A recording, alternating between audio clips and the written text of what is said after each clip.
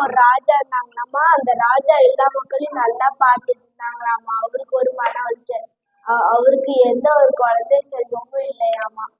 அவர் நினைக்கிறாரு, நம்மளுக்கு அப்புறம் இந்த நாட்டை யார் ஆளுவா அப்படின்னு நினைக்கிறாராமா. அதுக்கப்புறம் எல்லா மந்திரிகிட்டையும் ஒரு வயசுல இருந்து 15 வயசு வரைக்கும் இருந்த குழந்தைங்கெல்லாம் கூட்டிட்டு வாங்க அப்படின்னு சொல்லி எல்லாரும் வந்தாங்களாமா.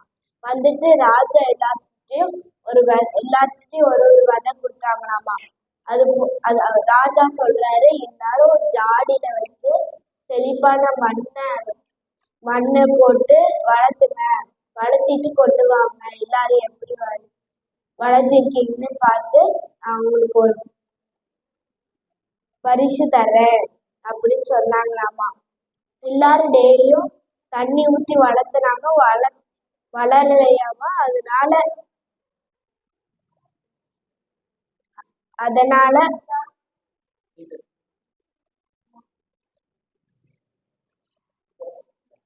அதனால அவங்க ராஜாக்கு தெரியாம வேற விதைகளை போட்டு நட்டு வச்சு வளர்த்திட்டாங்களாமா. வளர்த்ததுக்கு அப்புறம் ஒரு பையனுக்கு மட்டும் அவன் வேற எது விதையும் போடல. அதுக்கப்புறம் எல்லாரும் ராஜா கிட்ட காமிக்கிறப்ப ஒரே ஒரு பையனை மட்டும்தான் வெறும் ஜாடி மட்டும் இருந்தது. ஜாடியும் மண்ணும் ஈரம் மட்டும் இருந்துச்சு.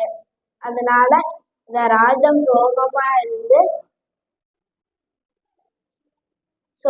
இருந்து வந்து சிரிச்சுக்கிட்டே கட்டி பிடிச்சாரு.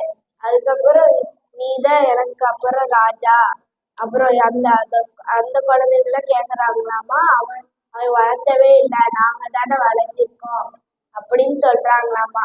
ராஜா சொல்றாரு, நான் கொடுத்தது உங்களுக்கு நல்ல விதை இல்ல, செத்து போன விலை. அதனாலதான் நான் சொன்னேன் அவனை.